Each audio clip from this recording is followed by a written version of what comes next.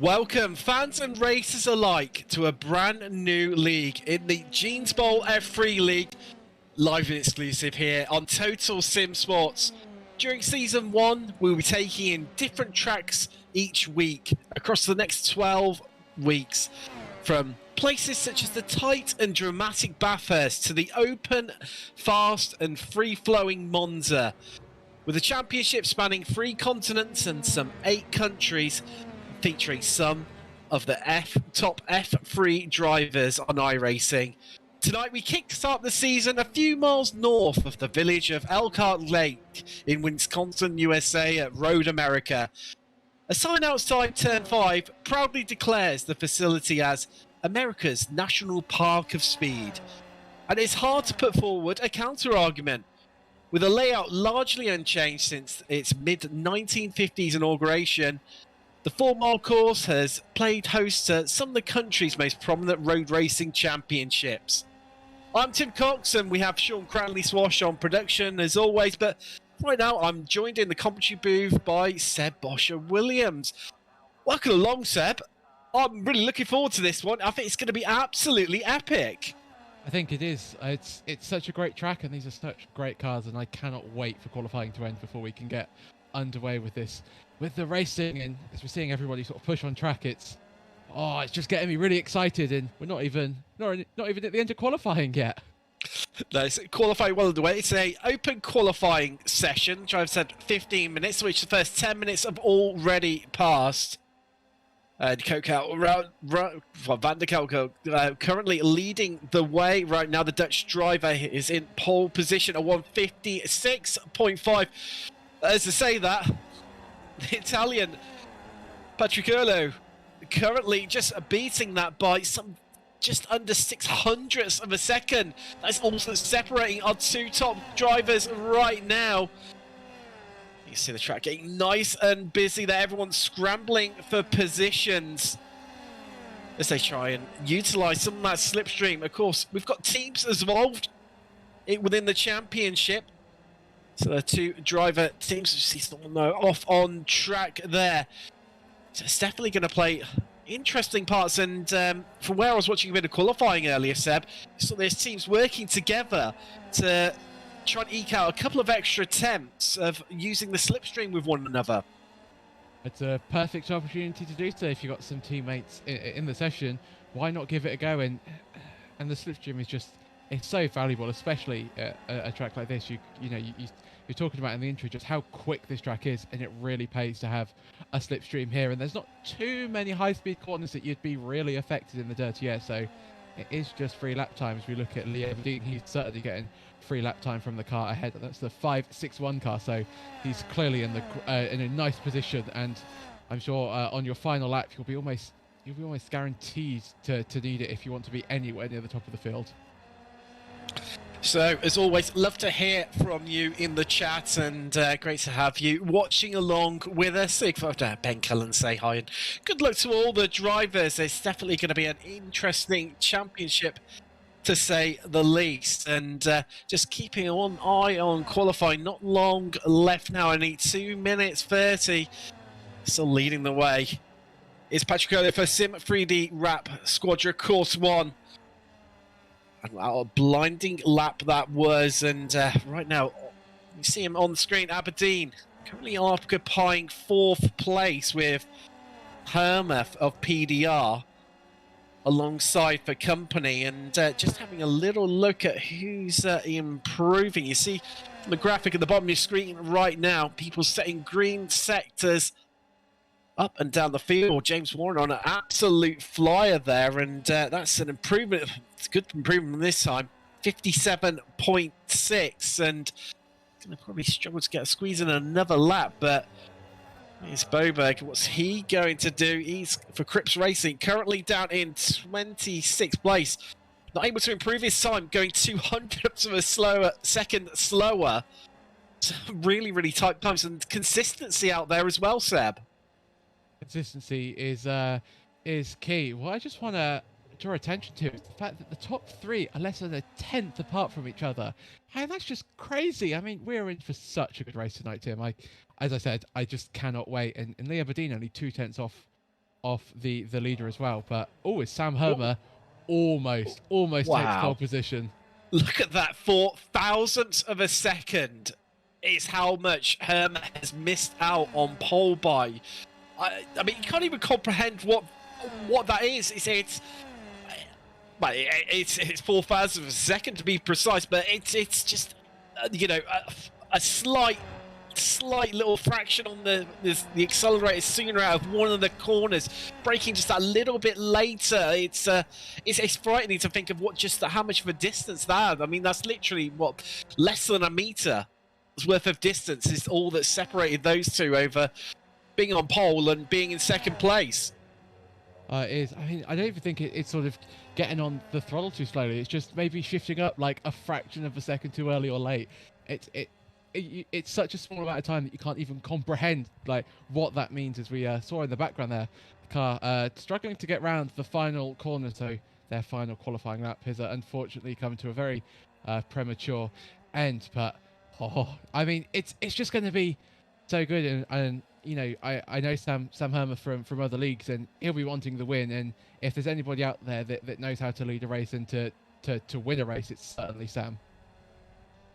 So we saw, Van Veen managed to, one of the privateers, managed to get himself up into 12th place before being displaced by Glamsetter of Cripps Racing, who's then almost instantly displaced by Olafsson of IGL Coatings. And, well, I mean, just looking up until the timing tower, Seb, I mean, a second covering our top 16. But Viola, the Italian, in 17th place, only just being over a second. It's this is going to be some absolutely blinding racing speed. Cockram just getting himself up into 21st or PDR SIF, and also Cranswick improving as well to get himself up into 18th place for CG Motorsports. We're in for an absolute blinding bit of racing. So after qualifying has finished, we'll then into a 10-minute warm-up. We take to the race for first round of the season, first round ever, in fact, and of the championship. And it's going to be interesting to see how that one pans out as we just watch Wilson come round for PDR SIF. Currently in 27th place, looking to improve his time. Let's see how he gets on. He has a lot of yellow sectors there, 2 green. I'm not sure he's going to be able to improve. Let's find out. Coming on at 158.2, and there we go, 150. Well, not overly impressed, as you can see, by putting it instantly into the wall. It was an improvement. He managed to get himself up to 26th place at 57.96 is what he managed to set. So see Glamstead just come across the line, and improvement in time for him at 57.2, but not good enough to move him out of South Upper place. I mean, just looking at the lap times here, Seb. So Busby for Wake and Bake in 9th place, 57.22. Skerritt, 57.23. Catalini, 57.25. Olaston, who we just saw, 57.25 as well. Glamster, 57.26. So, some 400ths of a second separating 4 drivers there. Just to emphasise just how close it is. I mean, you can see on the timing tower right now all the individual, differences from pole. I think this is going to be a really tough championship for some of the drivers, and the difference of where you finish is going to be settled by, just brave overtakes at times, and maybe just a bit of cleverness in terms of how you utilize that slipstream. Certainly, and you're right. You've got to be pitch perfect on every qualifying lap. It seems with the gaps being in so close, and you're right. You pointed out that the 4 drivers being separated by less than 400ths of a second, and that means that if you make one mistake, you could be like 5, even 10 places down the grid, which has got such an adverse effect for your race. And you're right. This championship will come down to who's braver under the brakes, who can make. Who's maybe a little bit more daring for their overtakes, or maybe we might end up seeing that people that maybe sort of play it safer and sort of go for the more consistent points maybe can prevail at the end. So really interesting, and I cannot wait to see this develop over the next 12 weeks. So let's just take you through the results from qualifying. So on pole, in the inaugural event, is Patricolo, the Italian for 3D Rap Squadron Course 1. We've then got Herma alongside the company of PDR, then Van Kerkhout of PPR Esports, the Dutchman. He's going to have Lee Aberdeen alongside one of the privateers and the highest qualifier of all of our privateers in this championship. Isaacson has Newhoff with him on the third row, and then we've got Fye and Bigerson of PDR War on Paper. Busby, great result from him. Normally a GT driver. So he's going to be really happy with that fifth row of the grid, ninth place. He's got Scout alongside for company. Castellini, 3D Rap Squad Corsa 2, has Olason of IGL Coatings with him. Then we've got Glamstetter and Richard Van Veen with an all British row there of Kemp and Hay of Concord and Shazoo, respectively. Fabio Viola as Carl Kranzik with him of CG Motorsports, who just behind him has got teammate Will Goulbourne. So it's going to be a really interesting one to see those guys undoubtedly working together. Then we've got a fellow commentator here at Total Simsport, Chris Rowlands, the highest of our colleagues. He's in 20th with James Cochran right behind him. Then we've got Warren and Foskett and Roberts rounding out the succession of Brits there. Larson of IGL, he's in 25th with fellow Scandinavian driver Wilson just behind him. Max Chambers has Boberg. And then we've got Bennett and Rogenbuck rounding out your top 30. And then we've got another couple of the Total Sim Sport guys. It's Smith and Allen in 31st and 32nd with Tom Garrell. A little bit behind his teammate of Paul Busby, who was all the way up in 9th of Team Wake and Bake. Then we've got Ben Cullen, who didn't manage to set in time. And first of the drivers, Ryan Els of the PDR War and Paper team in 35th place. Oh, wow. What a grid. And this league was quickly snapped up by a lot of the drivers. We've got a maximum championship of 40 drivers. Not quite everyone with us tonight. A couple of people with technical difficulties that I know. Now, the drivers do have 2 drop rounds for this championship. So 2 rounds which won't count towards the overall point standings. Now, talking of the points as well. So, for a win, the drivers bank 40 points. Second place then bags 35 points. And then 32 points for third. Then drops by 2 points for 40th. Again by another 2 for 5th. And respectively for 6th. Bringing on to 26 points. Then it's a point less for every position you finish. All the way down to 31st place. And there is also 1 point up for grabs for the fastest lap during the race. So definitely it's going to be interesting to see how the drivers try and handle that one. And if that looks to make a bit of a difference over the course of the next 12 weeks. So just halfway through warm-up here. Now, Road America, it's got some long straights, some big braking areas, Seb.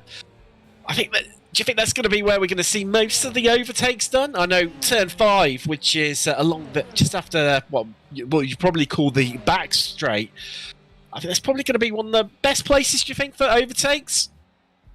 I certainly think so. Turn 5 is as we see it in the background there. It's your more orthodox place to overtake. You've got a good... I think you're right. It's the back straight, although Road America, you've got so many straights that it's kind of hard. Yeah.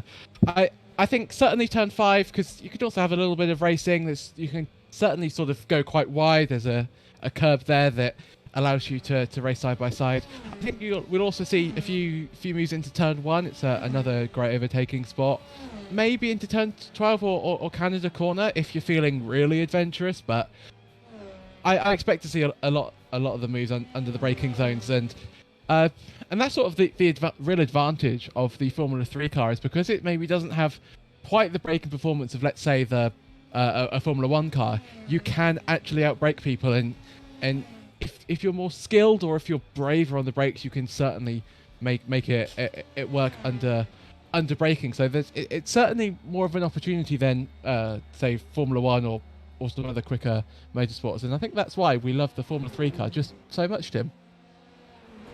Well, I think you're absolutely spot on there, and it's always invoked such great close racing, really, because they're so evenly matched, these cars. Well, obviously, being single make series, of course, they're evenly matched, but I think it's the the fastest of the cars that comes down to raw driver skill that's available within iRacing, the platform we're using for this league event.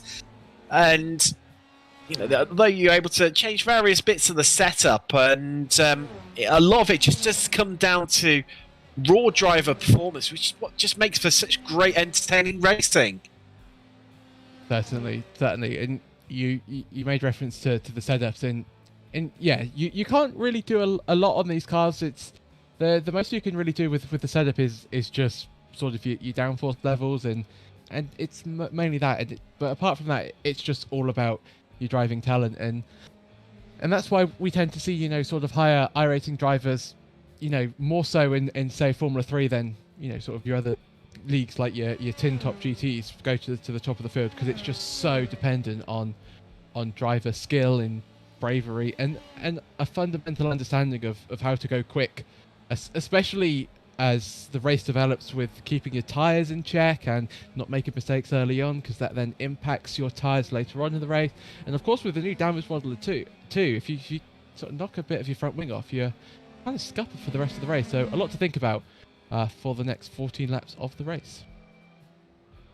There is indeed, as we just see during, yet again, close times once more during the warm-up. Foskett and Bergersen there on near as damn it matching times between the British and Swedish driver there. So Foskett of PHWB and Bergersen of PDR will run paper, but currently setting the fastest times. Well, I'll say that. There you go. Instantly beaten, as I say it, by Patrick of 3D Rap Squad Course 1. However, these don't count for anything, obviously, during the warm-up. Not long until the green light, and will be away to start the championship. It's just under 2 minutes to go. Now, of course, just to give ourselves a bit of a shout-out, if you want to follow us over on Twitter, our Twitter handle is Total Sim Sport, where you can obviously be notified when we go live on all of our broadcasts. Don't forget to give us a subscribe here and a like as well. Also, there's links in the description below to our Discord, where you can head across and stay up to date with all the latest leagues that are available on Total Sim Sport. Obviously, mentioning that as well, we'll be covering, as always, as we have done during the course of last season, it's back again for this season. It's the top split within the European Sprint Series. A series that's quite close to your heart there, Seb, being a GCE driver by trade.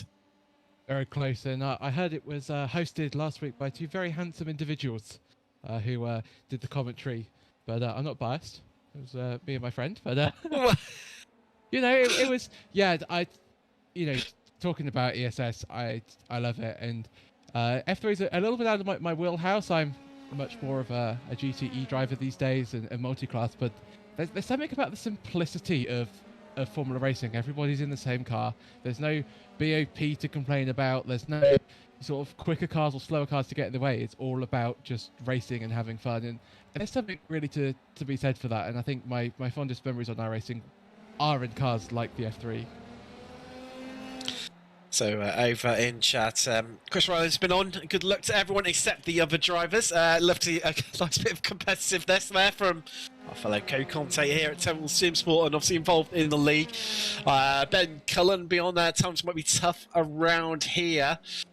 However, he's got his money on, as he put it, Wrecking Ball Josh Wilson will split the pack up. Haha. Well, we'll see about that one. And warm up just completing there, and the drivers now taking to the grid. Going to be a little bit of a tricky one to start here for some of the drivers, as they're going to be on the uphill part of the starting grid here, Seb.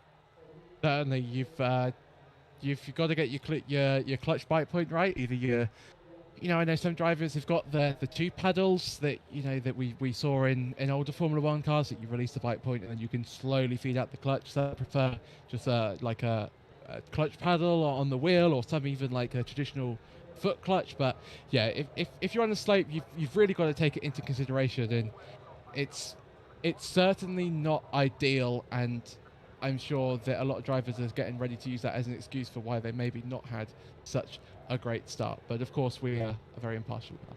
Racing drivers, excuses? Don't know what you're talking about there, Seb. It never seems to happen, but so I'm sure there will be. 1 or 2. We've got 35 cars out on the grid, and we are away here for the first round of the inaugural season of the Cheese Bowl F3 League. As we see Patriccolo leading the way there, just cutting off and heading to the inside. Hermer, he's going to be on the outside. Can he make a move down into turn 1? He tries to hold on. He remains near as enough, side by side with Patriccolo. But Kokau, he's having to look at just sniffing in there, and Hermer having to back out. About Kokau just on the inside line there.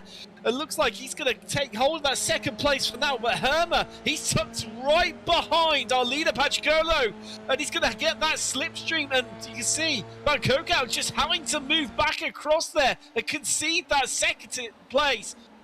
And Patriccolo just getting to the inside there and keeping that lead. But what can Hermer do? He looks to hunt him down. So we see everyone moving away relatively easy. Here's Lee Aberdeen. Something's happened to him. We've seen that black car in the middle. Oh, just causing a big accident there. We locked up into turn 5. We mentioned it might be a bit of a sight of drama for overtakes, but we weren't expecting a sight of drama under cold tyres on the first lap there. And Aberdeen just caught out a few other people. I think Goldborn was involved in that as well, and maybe even Foskett as well. We'll check out that shortly, but right now we head back to the lead. And Patriccolo leading the way here on lap 1, but Hermer is tucked up right behind him. They're looking to go up the inside now. That is the move done for Hermer, but don't discredit Van Kokau. He's going to have a go as well, and Patriccolo could lose 2 places in as many corners here.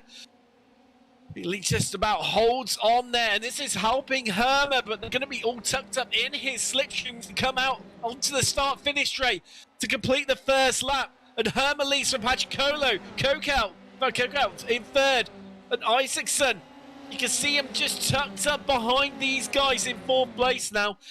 And they've formed a bit of a breakaway group. Bergerson in 5th, and just holding behind us, Patriccolo up the inside of Hermer. Repaying the move that he did to him only a few corners ago, and it's almost reminiscent the way these 3 are all over each other in the same way in which they were at the start of the first lap here, Sam.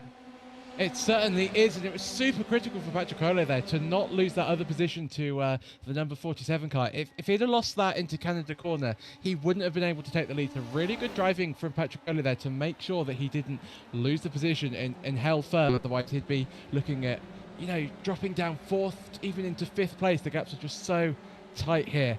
It's such a good start as we see some more action in the background here. We see Van Veen locked in a big gaggle of cars, and Boberg and Neil Smith is swapping places there. We've got, we've got a couple of people off. I think Wilson for PDR Sif was one of them, and also Bennett for Total Sim Sport. Another of the drivers off it, caught up in that little bit of an incident there. To return to this lead group, but here on the replay, you can see already off is Wilson. Oh, and did Bennett just lose up and run into the back? By the looks of things, of Wilson there. He did indeed. I think just outbraking himself. Such a tricky corner there.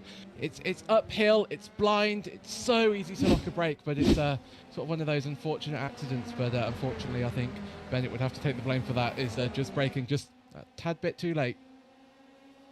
See the leaders come round to complete yet another lap here.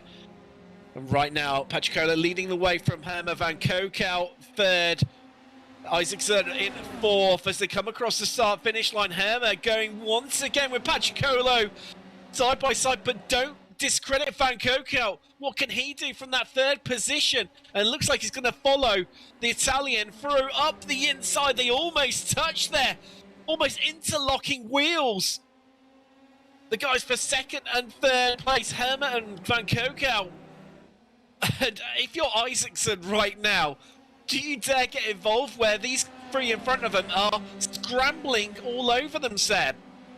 I think this is where I was talking about earlier about maybe some people in the championship just to sort of play it a little bit more cautiously, and I think this is the perfect place here just to let everybody sort of squabble it out amongst themselves and then just pick up any of the pieces at the end, or maybe just even let themselves wear them out a little bit. You know, like, you know, I mean, if you're racing so close at the end of a 14-lap race around here, you're going to be, you know, a little bit tired, sort of, you're maybe not making the best decisions, and that's when you should pounce. So I think from Isaacson's position, he just needs to wait and sort of see what plays out in the next few laps, because there's certainly going to be action. Right now, our top four, all from different teams as well, which is good to see. Covered by some 1 point, well, just under a second, in fact, actually. Gap remaining pretty constant for now, but Van der Kokau, what can he do for PPR Esports as he's now all over the back of Herma? Herma won't be wanting this because Patricola is going to play right into his hands and allow him to pull out a bit of a gap here as they still remain side by side. So they now head into 10, 12, 13 and then 14, and Herma having to concede from Van der Kokau.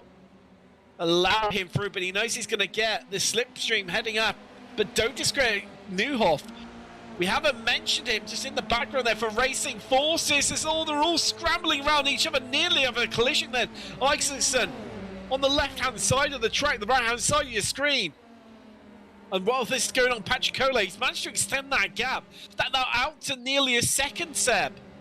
It's just what Patricola needed there, just for them all to squabble behind him, and he can just extend the gap, and he's almost out of slipstream range now, so that's been a perfect few corners for Patricola. What I was noticing is, as we were looking on board, just how skinny Patricola's rear wing is, so he has really trimmed out that car, so he is running very little downforce, which will of course help him in the straights, but hinder him through the twisty section of the carousel and the kink onto the back straight, I think we'll call it. So see here's teammate, well, say teammates from the Course 2 team, the sister team of 3D Rap Squad Course. That's Catalini, and go for a very similar setup as well. I mean, that rear wing, as you say, Seb, it almost looks like a tabletop. It is that flat, and running that little wing right now is Catalini, and also, as you mentioned, his teammate, Patricolo. Certainly. I mean, I looked at it and I was like, are we in Formula 1? Is the DRS open? It's so skinny. It's certainly what you'd call a Monza spec wing. I mean, that must be providing very little downforce, but it's clearly working for them, leading the race at the moment. And Catalini in 7th. So it might be the better way around here, but it's certainly harder to drive. Well, I'll tell you what, a big shout out to Larson behind him with IGL Coatings. He's up 17 places as we just see Catalini slide up the inside and nearly lose it on the exit there. As Busby just trying to defend, and that extra wing and downforce coming in handy there as he's able to hang on around the outside, and Catalini right now scrambling for grip. But you know this setup is going to come into its own right now along the straight as Busby weaving, trying to break that toe. He knows he is vulnerable to Catalini. And Larson, you can see them all moving around, trying to follow each other along. And here comes Catalini up the inside. He's going to get past Busby. And there we go, into turn 1. And you can see Larson almost trying to follow Catalini through, but not able to quite do it. And this is where Catalini's going to have some strength, but Busby is going to utilise that draft to right behind him. Doubtly, you're going to see probably Busby and Larson scrambling with one another as Catalini breaks away a little bit here. Certainly, and it's looking like at the moment, as we see actually his teammate up to a 1.8 second gap, so clearly that low downforce setup really working, but Paul Busby didn't even really manage to catch up to him in the straight line there. So unless Busby's feeling very adventurous through this middle part of the course, I think Catalini has got that position. Sorry to cut across you, Seb. Something's happened to Herma. He was in 4th place. Wait, he was in second, then he drops a couple, and I think he might have come off track somewhere. We'll see if we can bring you a replay of that one shortly. Well, as if by magic, here we go. This is, oh no, he's just lost the rear end under acceleration there. I think that's into, what, turn 4 or 5 as we see the next pack of cars come through. So Herman, after a brilliant start, has lost it. That's so unfortunate for Sam Hermer there. It's so easy to do in these cars, but I think he got a little bit caught out with the camber there. There's just quite a big change in elevation, and I think he might have even been a bit surprised to see the car right alongside him. And it's one of those mistakes that if we were in real racing, I think he'd be keeping his helmet on for quite some time to come. So disappointing for him, but still got 11 races to go. So I'm sure he'll put his head down and he'll be back stronger than ever for the next race. So you see the Concord Motorsport teammates of Kemp and Chambers currently at the back of this group here, chasing down Larson of IGL in green livery, and we see Busby right onto the back of Catalini once more. These two scrambling around and starting to break away a little bit, and the difference in the setup as we just see Kemp trying to squeeze it up the inside there of Larson, but unable to do. But that's going to allow his teammates to come back at him as we head more towards the front. Van der Kokel now currently just sitting in the back of this group right now. Isaacson has made his way to the front. Newhoff currently in third. Van der Kokel, after what look at a good start, just falling down through the order a little bit, just at, well, this group of cars anyway. Certainly, it's such good racing at the moment, but it's so important to remember that this is a 14-lap race. We're not even halfway through this race at the moment, and there is no point pushing the tyres, yourself too hard at this stage just to make a mistake like we saw Sam Hermer do, or yeah, just oh, there's a slow car there. I think that's a lapped car getting out of the way. So you just got to play the long game here, and I think that you'll see some drivers doing that as we go side by side, almost 3 wide, Tim. It is on the run down to Canada corner. Who's going to come out on top? As we see Van der Kokel, he's just going to squeeze it forward. Oh, there's contact! There's contact between him and Isaacson. As we see in the background there, that's the number 70 just running a bit wide. That was Alex Rogenberg, one of the privateers, and everyone streaming through. After what have been a brilliant start by them, all of a sudden it is changing shape constantly here at Road America. As we see our leader's teammate Roberto Fai of Pretty Rap scored course 1. He's just behind Wilson, I think, and we get a replay. We look from above. See Isaacson just on that left-hand side there, and oh, he just got it onto the gravel, and that's what turned him and created the incident.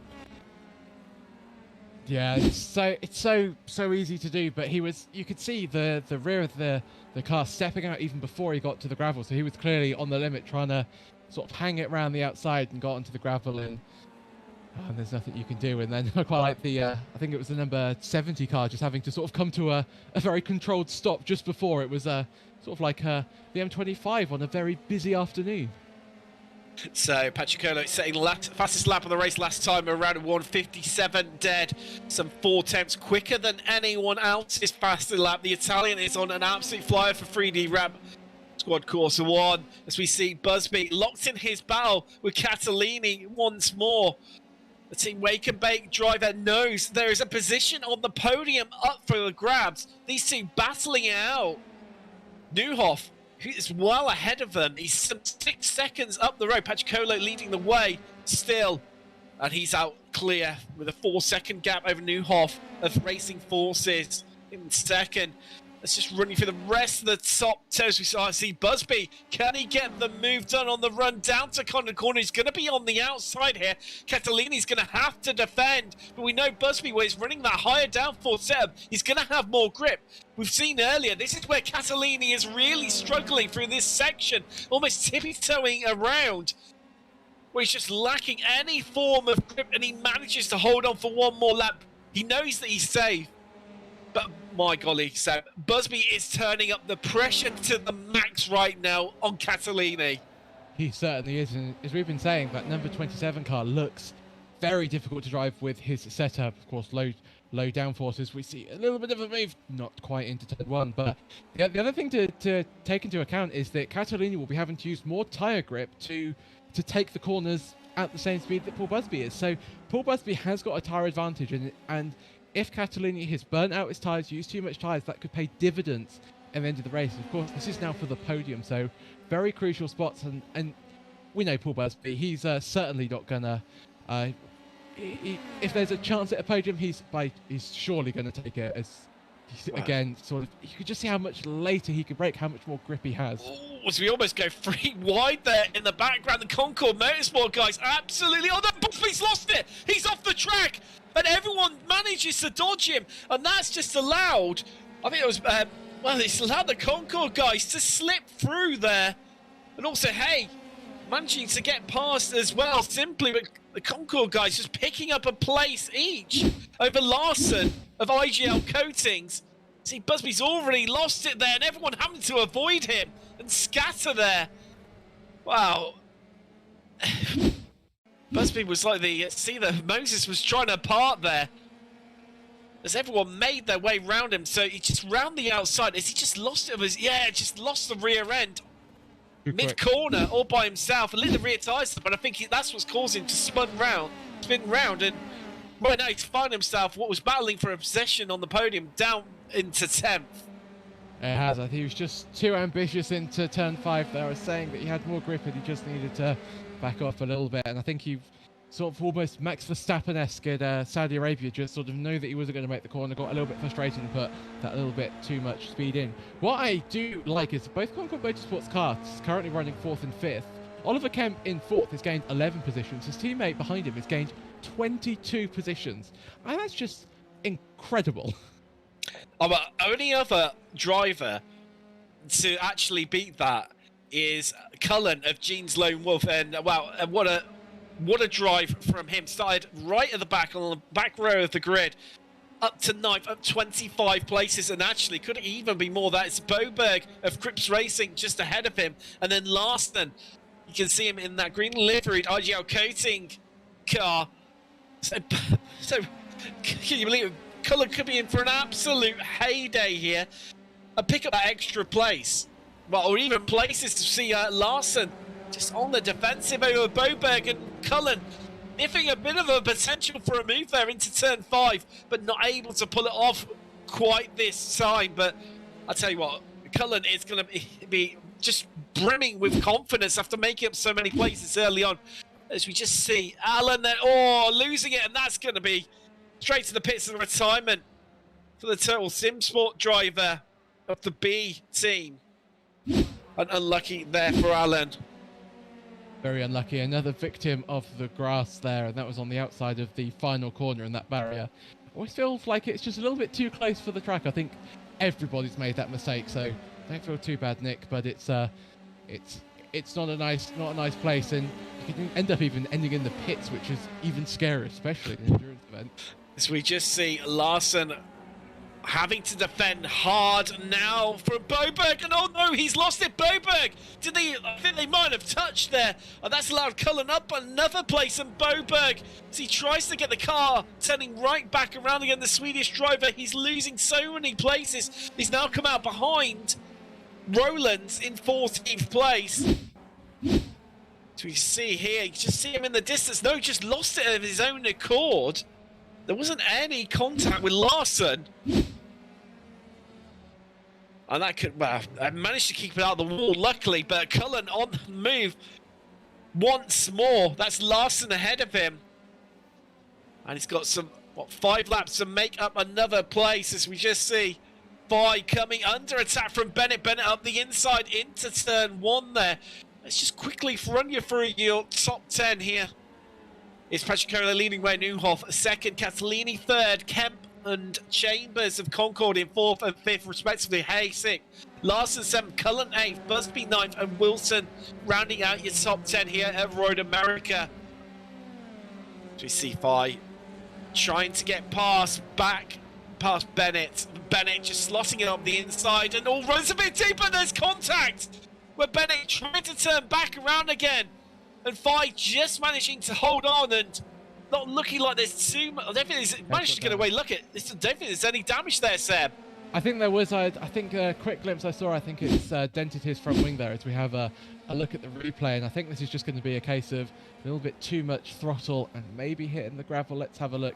So he's onto the dirty part of the track. A little bit too much throttle in. Spin around, and unfortunately for him, he's out of the race and caused another driver. But when you were running down the top 10, I just want to point out, didn't Josh Wilson spin at the start of the race? He did. 10th. It's a great recovery drive from the Swede. And there he is.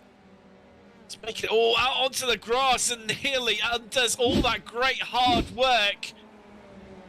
But right now we see Roland. He's on the attack. That's Boberg. He's recovering after his incident. Nearly stuck into all right where they were just then.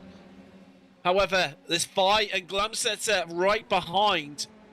And maybe Boberg just helping his fellow teammate Glamsetter of Crips Racing to get up a couple of more places as we see Cullen on the attack once more, and that is past Larson of IGL Coatings, and that has got Cullen up into 7th place. Remember, this Cullen started right at the back of the grid, and that is a great drive from him, up 27 places from Cullen. Wow, spectacular stuff from him.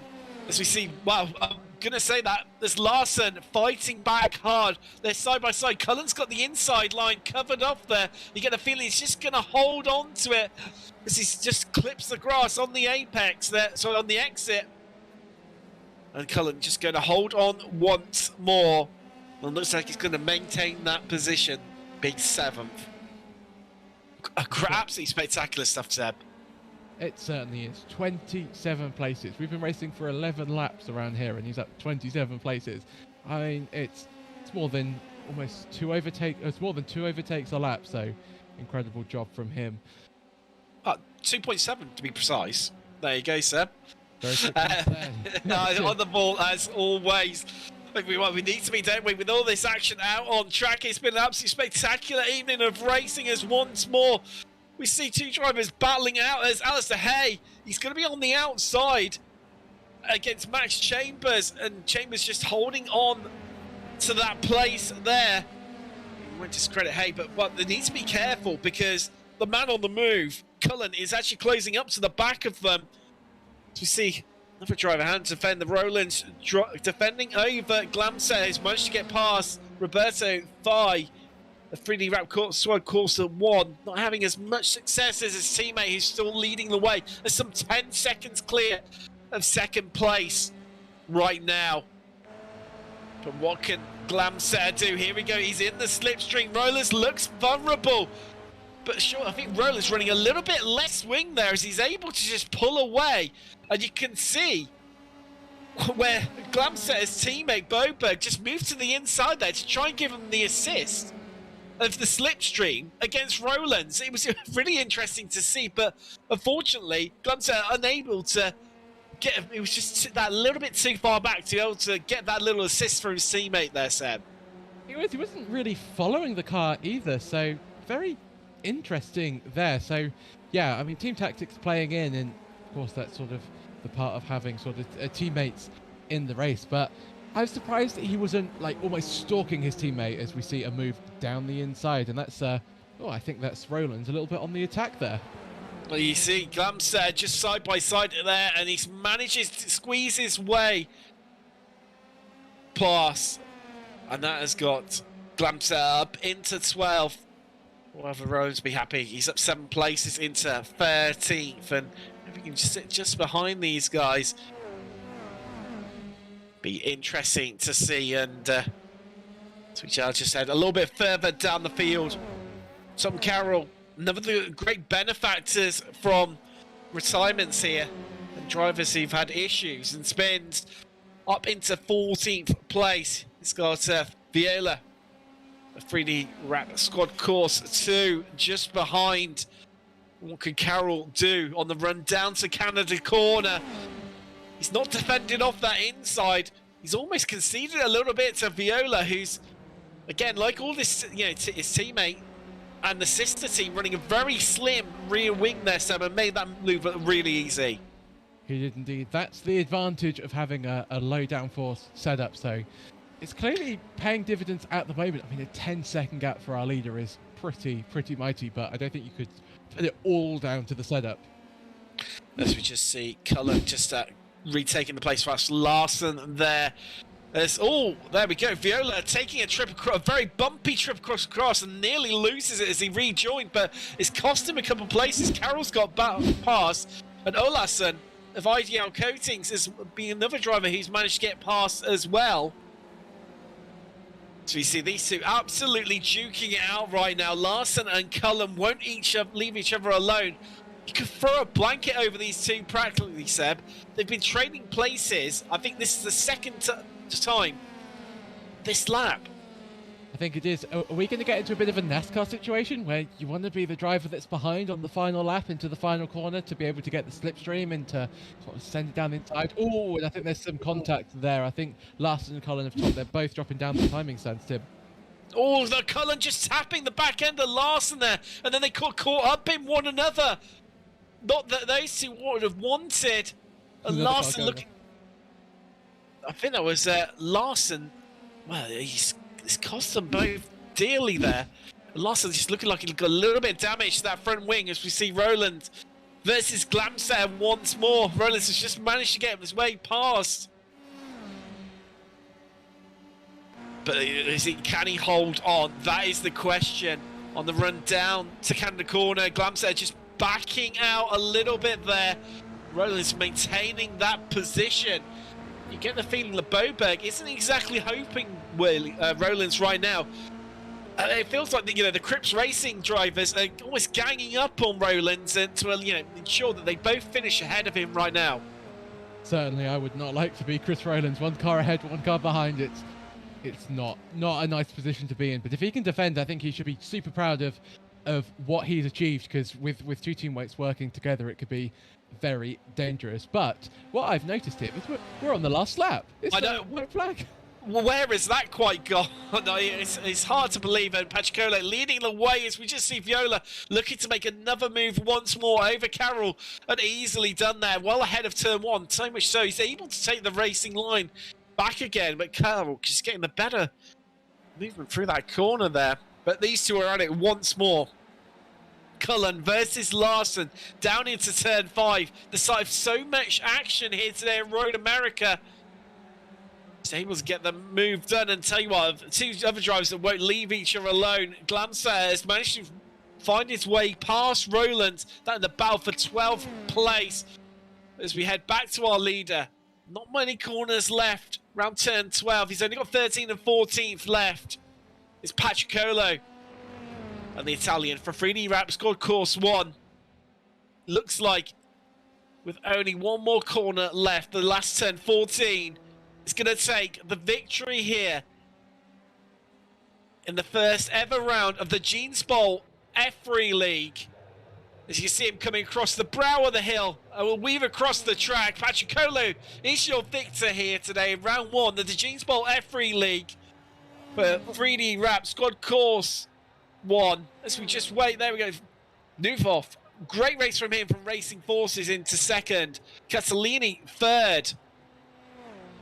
Just sorry to cut in there. I just noticed that Patricolo got the fastest lap on the final race.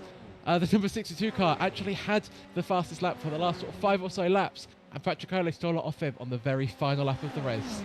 Of course, that worth an extra point to the drivers, and clearly, so Patricolo know that, and taking a clean sweep of the points here at Road America. As you see, Larson just managing to finish ahead of Cullen in that battle for 8th place. Also, Glamsetter just managed to keep ahead of Rollins in that battle for 12th as well. Viola managed to hit Carroll in that battle for 14th that we were just watching earlier. Van Veen has come across the line. The first of our drivers has finished on over a lap down. And wow, I mean, you say about Patricolo taking that fastest lap on the final lap. In terms of margins, he did it by 0.03 of a second. That was another really close result here. We've seen so much of the racing being settled by hundredths of a second. Not tenths of a second, but hundredths of a second. you're right, hundredths of a second. It's mind-boggling, and the fact that he did that on the last lap, very sort of Hamilton-esque.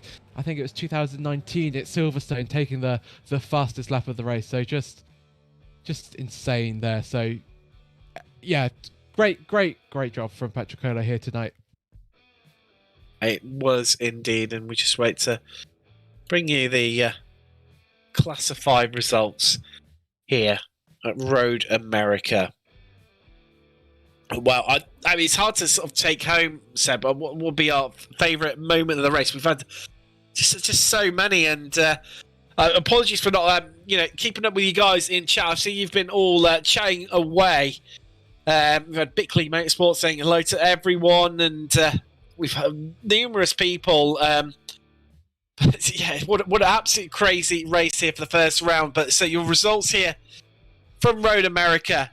Patricola obviously taking the victory here in the first round. Newhoff in second. Catalini third. Kemp, the first of just finishing ahead of his teammate of Concord Motorsports. That's Chambers in fourth and fifth respectively. Hayford was in sixth. Busby, after recovery after that spin for Team Wakerbait, came home seventh. For Larson eighth. Cullen, a great drive from him in the end.